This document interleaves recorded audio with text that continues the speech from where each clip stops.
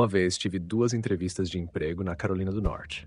Naquela época, morava em Nova York e estava fazendo a viagem de carro até lá, em vez de voar, para economizar dinheiro.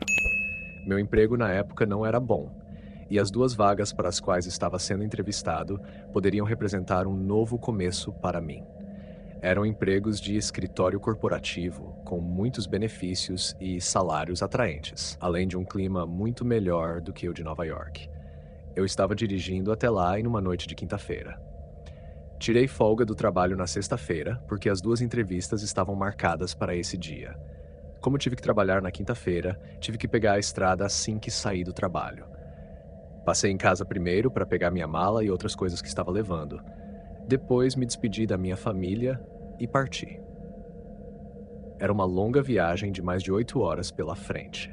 Minha previsão de chegada era nas primeiras horas da manhã, por volta das 2 horas. Eu estava indo para um posto de gasolina e tomei cerca de 3 xícaras de café nas primeiras horas da viagem. Dirigir por horas por um tempo estava bem. No entanto, se você já está quase sem energia, nenhuma quantidade de café vai te manter alerta. Na verdade, eu não havia dormido muito na noite anterior devido ao estresse das entrevistas, e depois de um longo e agitado dia de trabalho, a última coisa que eu queria fazer era dirigir por quase 9 horas. Agora, era tarde da noite, e eu tinha cerca de 2 horas de viagem pela frente. Havia poucos carros na estrada a essa hora da noite em uma noite de semana. Comecei a me sentir realmente sonolento, mas sabia que a maior parte da viagem já estava para trás. De repente, no acostamento da estrada, vi um homem de terno parado lá, imóvel. Não estava caminhando nem se movendo, ele estava de frente para o meu carro, e enquanto observava ao passar, vi seu rosto virando para seguir meu carro. Falei em voz alta. O que diabos foi isso? Realmente bizarro. Cheguei a considerar voltar e perguntar se ele precisava de carona, pois ele estava no meio da estrada, de terno, por volta da meia-noite. Inventei histórias na minha cabeça sobre o que poderia ter acontecido, como talvez a namorada tivesse expulsado ele do carro. Fiz isso para manter minha mente longe do cansaço que estava sentindo. Então, algo além de assustador aconteceu. Foi apenas cerca de 10 minutos depois de eu ter visto aquele homem que vi outro homem no acostamento, também de terno, apenas parado lá. O que diabos estava acontecendo? Reduzi a velocidade para parar no acostamento e possivelmente perguntar se estava tudo bem e oferecer uma carona. Eu não sei o que eu estava pensando, mas, de qualquer forma, quando estava quase parando no acostamento, olhei no retrovisor e depois me virei completamente. E o homem tinha desaparecido, como se tivesse simplesmente sumido. Pisei no acelerador e voltei para a estrada. Eu estava enlouquecendo, precisava parar para tomar outro café. Nesse ponto, faltava cerca de 1 hora e meia para chegar ao meu destino. Parei na primeira parada que encontrei e tomei um café médio. Bebi alguns goles, mas enquanto estava sentado no estacionamento da área de descanso do posto de gasolina, avistei outro homem de terno novamente. O mesmo homem. Desta vez consegui ver mais claramente o rosto dele. Parecia um homem branco de meia-idade, cabelos castanhos escuros curtos, rosto raspado e uma expressão neutra. O que realmente me assustou foi a maneira como ele estava mais uma vez, de frente para o meu carro. Liguei o carro imediatamente, sem olhar para trás. Eu queria terminar essa viagem, mas o café não estava fazendo efeito. Senti como se fosse desmaiar atrás do volante. Eu não conseguiria continuar. Então saí da rodovia e estacionei em um estacionamento aleatório. Inclinei o banco totalmente para trás e tentei dormir. Por mais cansado que estivesse, não pude deixar de sentir medo naquele estacionamento vazio, com receio de que, se abrisse os olhos, veria aquele homem de terno novamente. Estava quase adormecendo quando algo me fez acordar novamente e abrir os olhos. Provavelmente minha mente estava me pregando peças novamente. Olhei ao redor do lado de fora do meu carro, com medo de ver algo. Verifiquei cada janela e depois o para-brisa dianteiro, e estava tudo limpo. Então olhei no retrovisor e senti minha alma deixar meu corpo por um segundo, porque lá, por um breve momento, vi uma pessoa no banco de trás. Era o homem de terno novamente, mas não olhei tempo suficiente, pois abri a porta, gritei e caí para trás para fora do carro. Continuei gritando até finalmente me recompor. Olhei dentro do carro e não havia ninguém. O banco de trás estava vazio. Conforme recobrei o juízo, percebi que minha mente estava me enganando a noite toda. Não havia nenhum homem de terno, eu estava completamente exausto e precisava dormir. No entanto, agora estava muito acordado para dormir. Liguei o carro novamente, terminei meu café e segui o restante da viagem. Quando fiz o check-in no hotel e cheguei ao quarto, caí na cama e desmaiei imediatamente. No dia seguinte, minha primeira entrevista era às 11 horas, então não consegui dormir muito, mas me sentia um pouco recarregado. No entanto, assim que meu entrevistador saiu para me cumprimentar, congelei. Ele se parecia exatamente com a imagem daquele homem de terno que eu continuava alucinando na noite anterior. Tenho certeza de que o entrevistador notou meu choque, dava para ver em seu rosto. Tentei me recuperar, mas isso definiu o tom para o resto da entrevista, e eu estava completamente nervoso e desorientado. Parecia que estava em um sonho.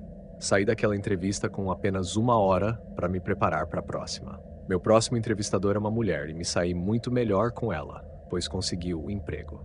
Ainda trabalho aqui, moro na Carolina do Norte agora. Meu antigo terapeuta me disse que acredita que o estresse de me preparar mentalmente para as entrevistas, somado à falta de sono, me fez alucinar, causando meu medo e estresse. Portanto, alucinei um homem de terno porque era assim que eu imaginava que seria. Entrevistar me parece não ser algo tão improvável, mas isso não muda o quanto a experiência toda foi verdadeiramente horrível.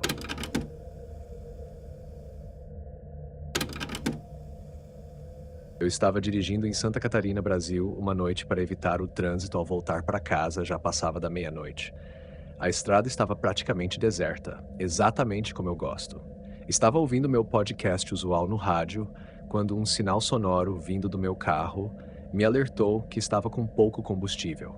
Coloquei uma parada em meu aplicativo de mapas para o posto de gasolina mais próximo, que ficava um pouco adiante na estrada. Cerca de 5 minutos depois, parei no posto de gasolina à direita, o único estacionamento por milhas a fio, já que a estrada era basicamente cercada por bosques de cada lado. O posto de gasolina era um desses genéricos, sem nome. Estacionei ao lado da bomba e notei um homem abastecendo o tanque de seu velho caminhão em péssimo estado. Ele estava me olhando enquanto eu passava por ele e entrava na loja. Dentro da loja, comprei um café e paguei em dinheiro pelo meu combustível. Quando saí, percebi que o homem na bomba estava entrando em sua caminhonete e partindo. Depois de alguns minutos abastecendo, retornei ao meu carro e continuei em minha viagem. No entanto, nem mesmo 1 minuto após sair do posto, notei à beira da estrada, na grama, o mesmo caminhão da bomba do posto estava apenas estacionado ao lado da mata, desligado. Interessante. Continuei dirigindo, olhando pelo espelho retrovisor para ver se o veículo seria ligado, mas não aconteceu. Liguei meu podcast novamente. No entanto, após alguns minutos, houve outro alerta vindo do meu carro. A tela do painel indicava que um dos meus pneus estava muito baixo e ouvi um som de desequilíbrio. Abri a janela e soube imediatamente que tinha um pneu furado. Parei à beira da estrada para investigar. Era o pneu traseiro do lado do motorista. Estava completamente vazio. Não achei que tivesse batido em nada que pudesse furar o pneu, então a ideia passou pela minha cabeça. Peguei meu telefone e comecei a procurar o número da minha empresa de assistência rodoviária no Google. Ouvi o som de um motor de carro ou caminhão um pouco mais adiante na estrada, atrás de mim, mas de forma estranha. Não vi faróis. Estava tudo completamente escuro lá. Então, o som do motor parou subitamente e tudo ficou quieto novamente. Fui até o porta-malas para pegar a lanterna de emergência que estava na minha caixa de ferramentas. Um presente de Natal que meu pai me deu 1 ano. Peguei a lanterna e vi o reflexo dos faróis de um caminhão parado à beira da estrada, cerca de 200 pés de distância. Parecia ser o mesmo caminhão da bomba do posto. Dei um suspiro e corri para dentro da floresta, me escondendo atrás de uma grande árvore. Peguei meu telefone e liguei para o 190. Ouvi o som do caminhão se movendo na estrada, e desta vez os faróis estavam acesos. Ouvi a porta do caminhão se abrir e fechar. Eu disse ao atendente pelo telefone minha localização e que alguém havia cortado meu pneu, e que eu achava que a pessoa que o fez estava aqui me seguindo. A atendente fez várias perguntas padrão, pedindo-me para descrever o homem e seu caminhão. Ouvi a conversa e o homem sinistro estava inventando uma explicação falsa sobre o que estava acontecendo ali. Foi nesse momento que saí correndo para a estrada, gritando por ajuda. Ambos olharam para mim. Eu disse ao homem no caminhão que o outro homem tinha cortado meu pneu e me seguido até ali. O homem no caminhão olhou para o outro com uma expressão perturbada. O homem sinistro insistiu que não tinha feito nada com meus pneus e que nunca me viu antes. Ao mesmo tempo, ele se afastou apressadamente para o caminhão dele, deu marcha ré até afastar os dois veículos e partiu. O homem do outro caminhão saiu e examinou meu pneu furado, depois ofereceu uma carona até a cidade. Eu disse a ele que os policiais estavam a caminho, com certeza dentro de alguns minutos. Uma viatura policial com as luzes ligadas chegou ao nosso lado.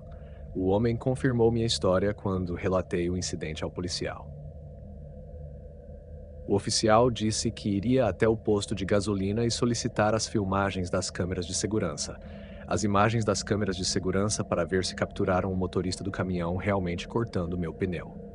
O policial registrou minhas informações e ficou comigo enquanto eu esperava pela empresa de assistência na estrada.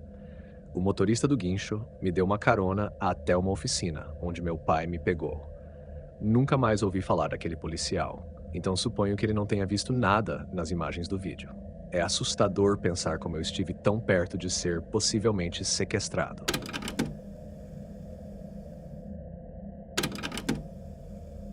Foi a noite mais horrível e assustadora da minha vida, e ainda me faz tremer de medo. Tenho 28 anos e meu namorado, Tiago, mora em outro estado. Geralmente nos revezamos nas visitas, mas eu costumo ir com mais frequência, pois ele tem seu próprio lugar, e eu ainda moro com minha irmã como companheira de quarto. Eu estava indo para lá por uma semana, pois era o recesso de inverno, e eu estava de folga já que sou professora.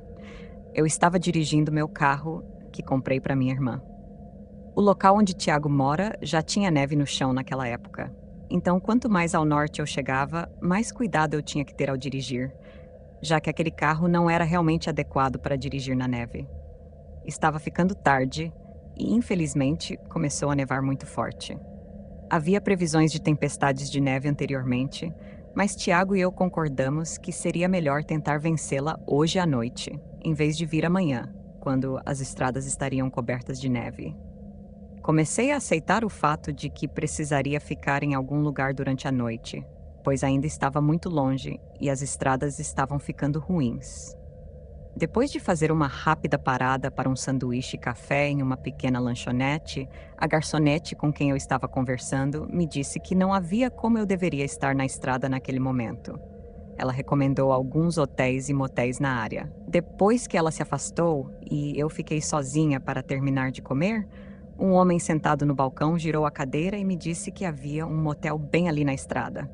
Coloquei o nome do motel no meu telefone e ele disse que ficava a apenas 5 minutos de distância. Ele também mencionou que era bom e barato, então eu poderia ter uma noite de descanso rápida e continuar na estrada no dia seguinte. Ele parecia ter ouvido toda a minha conversa com a garçonete e estava sentado ali no balcão com uma cerveja. Eu nunca tinha visto alguém ir a uma lanchonete apenas para beber. Eu nem sabia que lanchonetes realmente serviam álcool, mas as pessoas lá na região de Tiago eram um pouco estranhas para mim, pelo menos em comparação com a cidade em que cresci. O homem se apresentou como Toby, e eu dei um nome falso, dizendo que era Michelle, pelo restante do tempo em que estive lá. Toby ficou meio de lado na cadeira giratória do balcão, e eu não estava realmente interessada em continuar a conversa. Ignorei, olhei para fora da janela para a neve, até que a garçonete me entregou a conta e me despedi deles dois quando saí. Na meia hora que passei no restaurante, a neve acumulou pelo menos 1 polegada. Eu precisava chegar ao motel o mais rápido possível, dirigindo devagar, e cheguei ao motel em poucos minutos, talvez uns 10. Havia alguns carros no estacionamento. Parecia um motel barato, o que era tudo que eu precisava, já que não queria gastar muito dinheiro mesmo.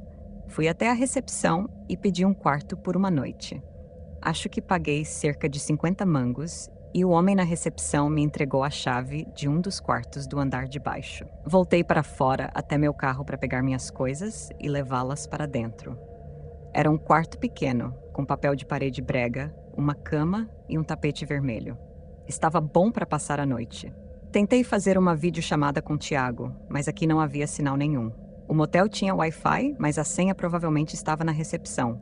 Então calcei meus sapatos novamente, saí às pressas pelo frio da neve até a recepção. No caminho, percebi que havia um carro novo no estacionamento. Vi alguém dentro dele, mas não parei para olhar quem poderia ser.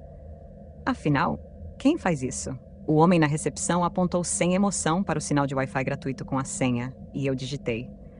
Demorou um pouco, mas consegui me conectar. Voltei ao meu quarto às pressas, tranquei a porta e fiz uma videochamada com Tiago. Mesmo com Wi-Fi, a conexão estava muito ruim. Eu conseguia ver o rosto dele, mas ele ficava congelado por cerca de 5 segundos, e sua voz também falhava. Pelo menos consegui comunicar que estava segura no motel. Decidimos continuar a conversa por mensagem de texto, pois a videochamada não estava funcionando bem. Estávamos trocando mensagens por alguns minutos quando ouvi um barulho vindo do banheiro. Sentei-me rapidamente e percebi que a porta do banheiro estava fechada. Ela estava fechada antes? Não me lembro. Enviei uma mensagem para Tiago, dizendo que tinha ouvido algo no banheiro, e comecei a entrar em pânico, pois percebi que tinha ido até a recepção sem trancar a porta do quarto do motel. Ele me perguntou se a porta trancava automaticamente. Eu respondi que não achava que sim, mas agora também não me lembrava se tinha deixado a porta entreaberta ou não. Ele me disse para me levantar e verificar se a porta trancava automaticamente quando fechada, e para levar a chave comigo. Levantei-me, coloquei os sapatos e percebi que a porta tinha uma fechadura giratória tradicional que era acionada pelo puxador por dentro ou pela chave do lado de fora. Abri a porta para verificar isso, mas percebi imediatamente um conjunto extra de pegadas indo em direção à minha porta, e ninguém estava mais dentro daquele carro. Senti vontade de gritar, mas em vez disso, fechei a porta do meu quarto e corri para a recepção. Chorei para o homem que havia um intruso no meu quarto. O funcionário da recepção não era um sujeito enorme e forte, então acredito que ele não queria confrontar ninguém. Ele me disse para esperar ali, ligou para alguém. Pensei que ele estava chamando a polícia, mas em vez disso, começou a falar em algum outro idioma. Acredito que estava ligando para um amigo ou associado. Ele desligou e me disse novamente para esperar ali com ele. Eu estava em uma posição onde podia ver pela janela até o meu quarto. E soltei um grito quando vi a porta do meu quarto se abrir e aquele homem Toby do restaurante caminhando em direção ao seu carro. Perdemos contato visual por um momento, antes de ele entrar em seu carro e sair de ré pelas estradas não pavimentadas, desaparecendo lentamente ao longo do caminho. O associado ou amigo do funcionário da recepção chegou um tempo depois. Era um sujeito grande que não falava inglês. Não sei o que eles estavam conversando, mas o funcionário da recepção me disse que me daria outro quarto gratuitamente para me fazer sentir melhor. Eu não me sentia melhor, mas não tinha outras opções de lugares para ficar a essa altura. Peguei a nova chave e os 2 homens me ajudaram a mover minhas coisas para o novo quarto. Tiago ofereceu-se para vir até aqui, mas eu disse a ele para não fazer, pois seria muito longo e perigoso dirigir na escuridão na neve. Na manhã seguinte, as ruas estavam parcialmente desobstruídas o suficiente para concluir o restante da viagem até a casa de Tiago. Olhando para trás, não gostei de como o funcionário do motel provavelmente não chamou a polícia porque não queria que o motel recebesse a atenção negativa. Liguei para aquele restaurante para alertar a luz sobre aquele homem. Não confio mais em estranhos, não depois disso. Se você gostou desses relatos assustadores, por favor deixa o like e se inscreva no canal para não perder os vídeos novos. E lembre-se, quanto mais fundo você olha, mais o vazio olha de volta para você.